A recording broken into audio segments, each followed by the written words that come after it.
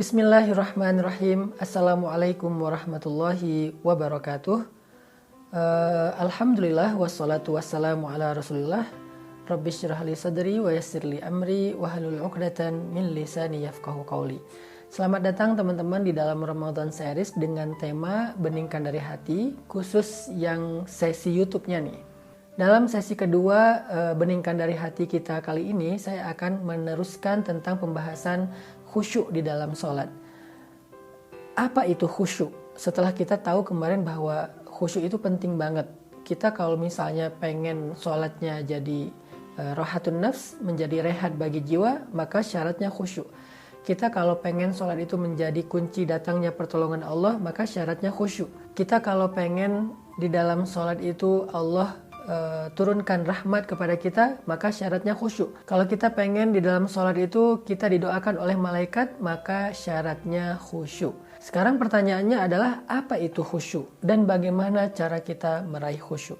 Khusyuk itu kata para ulama adalah menghadirkan hati untuk mengingat Allah di dalam sholat. Allah Subhanahu wa taala berfirman, "Wa aqimis sholata lidzikri," dan dirikanlah sholat untuk mengingat aku. Artinya salah satu di antara misi sholat itu adalah mengingat Allah. Jadi agak aneh kalau orang mendirikan sholat untuk nemuin ide-ide yang kreatif. Karena tidaklah kita diperintahkan sholat untuk menemukan ide kreatif dalam urusan dunia kita. Tidaklah kita diperintahkan sholat untuk ngelamun. Tidak ada ayat dirikanlah sholat untuk ngelamun. Itu nggak ada. Dirikanlah sholat supaya dapat ide. Itu nggak ada. Dirikanlah sholat supaya lari dari omelan istri misalnya, nggak ada juga. Dirikanlah sholat supaya bisa ria'an nas, pamer kepada manusia, enggak. Terus untuk apa kita dirikan sholat? Misi dari sholat itu adalah aqimis sholata lidzikri, dirikanlah sholat untuk mengingat aku, kata Allah. Allah juga berfirman, wala takum minal ghafilin, janganlah kalian termasuk orang yang lalai. Lalai di sini ngelamun. Jangan sampai kita menjadi orang yang di dalam sholat ngelamun, mikirin komen head di akun, mikirin mantan, mikirin kerjaan, mikirin yang nggak penting. Enggak. Sholat itu tidak untuk ghafilin, untuk ngelamun, tapi sholat itu untuk lidzikrillah, mengingat Allah Subhanahu wa taala. Makanya definisi khusyuk yang paling kayaknya jelas itu menurut saya adalah, kata ulama, khusyuk adalah menghadirkan hati untuk mengingat Allah di dalam sholat. Apa indikasi seseorang sedang khusyuk di dalam sholat? Bagaimana kita tahu kalau kita itu khusyuk? Satu, ketika kita lagi sholat, kita ingat Allah aja, nggak ingat yang lain. Allahu Akbar. Kalimat pertama aja yang kita ucapin dalam sholat itu adalah kata Allah. Berarti saya lagi menghadap Allah nih, bukan lagi menghadap mertua, menghadap pasangan, menghadap bos, menghadap investor, menghadap guru, menghadap siapapun.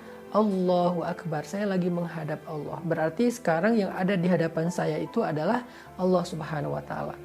Jadi kalau kita pengen tahu kita khusyuk apa enggak, coba kita rasakan kita lagi ingat Allah atau lagi ingat yang lain dalam sholat.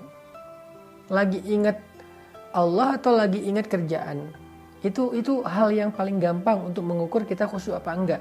Sehingga kalau kita bisa pastikan bahwa sepanjang sholat saya ingat Allah, kalaupun agak-agak keluar sedikit-sedikit nggak lama gitu. Nggak sampai dia pergi lama terus balik lagi pas salam, nggak. Keluar sebentar balik lagi, keluar sebentar balik lagi, karena itu manusiawi lah. Untuk bisa fokus 100% itu mungkin butuh waktu gitu ya. Tapi seenggaknya kita sadar kalau kita itu lagi ingat Allah, menghadap Allah, menghadirkan kesadaran kita bahwa kita tuh sedang di hadapan Allah dan Allah menyaksikan ibadah kita. Itu indikasi khusyuk yang paling sederhana. Yang kedua, kalau kita pengen tahu kita khusyuk apa enggak, kata para ulama adalah yang diambil dari surat An-Nisa, hatta ta'lamu ma taqulun. Kita ngerti apa yang kita ucapkan. Kita lagi baca doa iftitah, kita ngerti. Kita lagi baca Al-Fatihah, kita ngerti. Karena ada orang yang ketika dia sholat, udah sampai di ayat Al-Ikhlas, dia lupa, tadi saya baca Al-Fatihah nggak ya? Berarti dia nggak khusyuk. Karena dia nggak sadar apa yang sedang dia ucapkan. Sehingga orang yang khusyuk itu, ya'lamu ma yaqul. Dia ngerti apa yang dia ucapkan. Allahu Akbar kabira dan seterusnya, Alhamdulillah dan seterusnya, Qul huwallahu ahad dan seterusnya. Apalagi kalau dia baca ayat-ayat yang panjang, dia sadar apa yang dia sedang ucapkan, dia ngerti. Kalau bisa dia paham terjemahan dari teks, zikir, lafaz, ayat yang dia baca di dalam sholat. Dan yang ketiga, indikasi seseorang khusyuk itu adalah ketika dia sholat, dia bisa merasakan penghambaan diri dia kepada Allah. Dia merasa dia rendah, dia merasa hina, dia merasa fakir, dia merasa butuh kepada Allah. Antumul fuqara'u ilallah, kalian itu fakir, kalian itu sangat butuh Allah. Wa nahnu du'afa, kita ini lemah di hadapan Allah. Apalagi kita ini hina di hadapan Allah, kita ini banyak aib di hadapan Allah. Saya lagi menghadap Allah, Tuhan saya, dan saya adalah hamba. Hamba itu tunduk merendahkan dirinya di hadapan Tuhannya, dan itulah ciri orang yang khusyuk.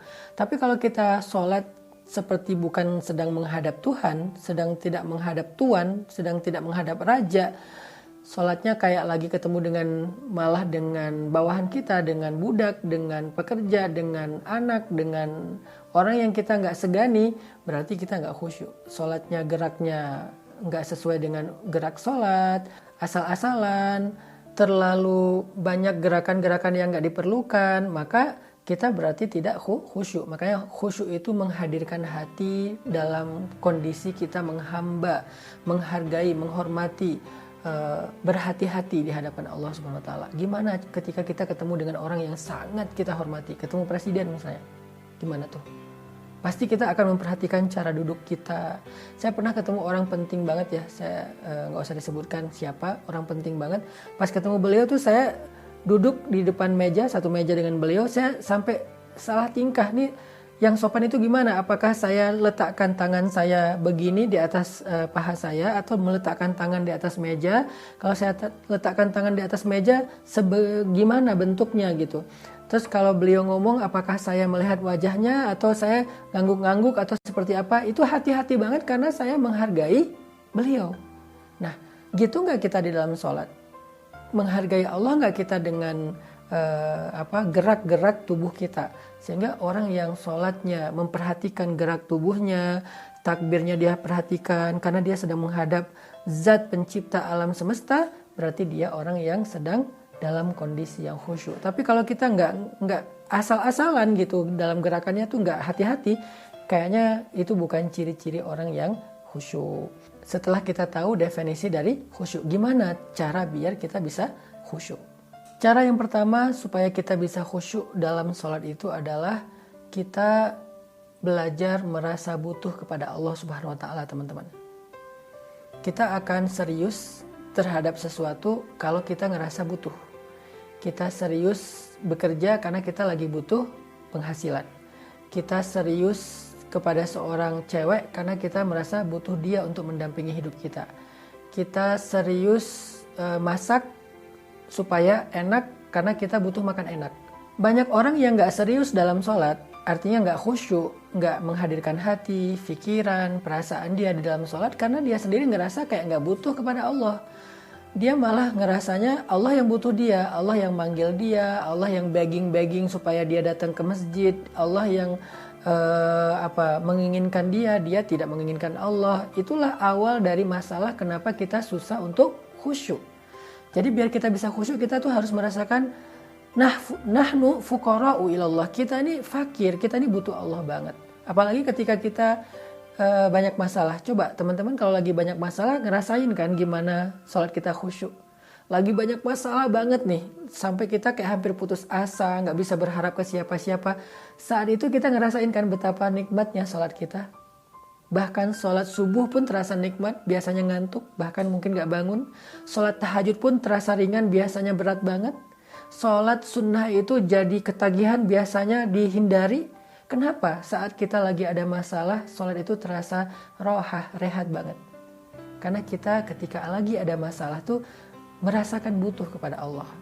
Tapi kalau misalnya nggak lagi ada masalah besar, kita kayak nggak ngerasa butuh sama Allah, makanya sholatnya susah khusyuk. Sekarang coba belajar merasa butuh pada Allah. Gimana cara belajar merasa butuh pada Allah? Ingat, hidup kita ini seutuhnya di tangan Allah. Allah bisa memberi kita kebaikan dalam hidup dengan mudah. Allah juga bisa mengambil kebaikan itu dari hidup kita dengan sangat mudah. Allah menghidupkan, mematikan. Allah yang memberikan kemuliaan dan menghinakan. Allah yang memberikan kekuasaan dan mencabut kekuasaan dari siapa yang Dia kehendaki. Seutuhnya hidup kita itu biyadihil mulk, di tangan Allah Subhanahu wa taala. Sehingga gak ada satu detik pun yang kita gak butuh Allah. Kalau kita gak butuh Allah untuk memberikan kita pertolongan dalam masalah, setidaknya kita butuh Allah agar Allah menjaga nikmat dalam kehidupan kita supaya tidak dicabut. Kita selalu butuh Allah. Itu hadirkan terus. Dan rasa butuhnya kita ke Allah itu kita coba rasakan lebih daripada butuhnya kita kepada apapun. Kepada makhluk, kepada harta, kepada pekerjaan, apapun. Kita lebih butuh Allah daripada apapun. Karena semua yang ada dalam hidup kita itu tidak akan terjadi kecuali dengan izin dan kehendak Allah Subhanahu wa taala. Hadirkan rasa butuh kita kepada Allah, barulah kita mudah untuk khusyuk. Yang kedua, gimana tips supaya bisa khusyuk?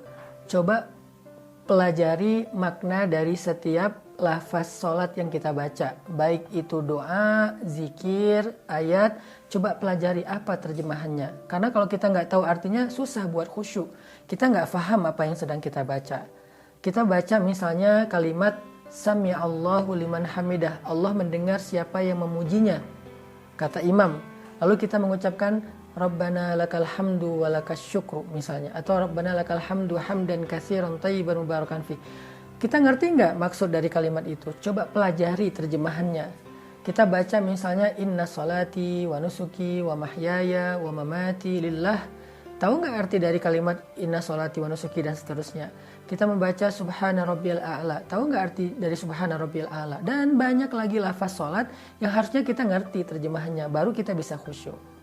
Yang terakhir teman-teman, cara biar khusyuk itu adalah hindari hal-hal yang membuat pikiran kita ke distract.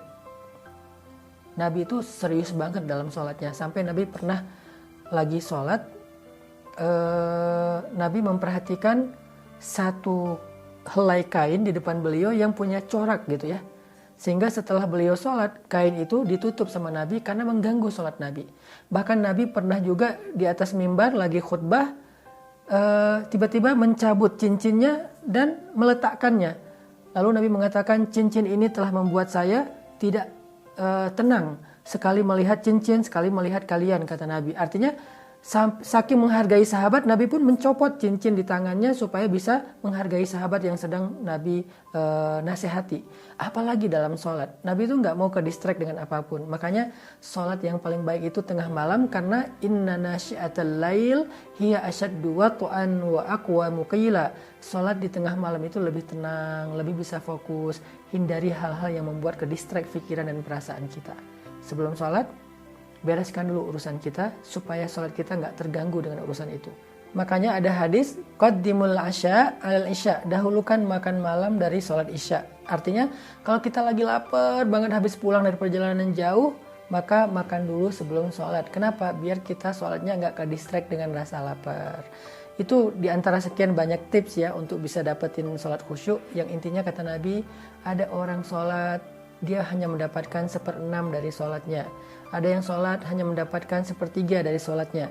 Ada yang sholat mendapatkan 1/2 dari sholatnya. Artinya sholat seseorang itu tergantung kualitas khusyuknya. Dan hanya dengan khusyuk kita akan merasakan rohatun nafsi fis sholah. Rehatnya jiwa di dalam sholat. Yuk belajar sholat khusyuk, sholat yang berkualitas dengan latihan sholat tarawih di bulan Ramadan. Pilih masjid yang sholatnya santai, benar-benar tarawih.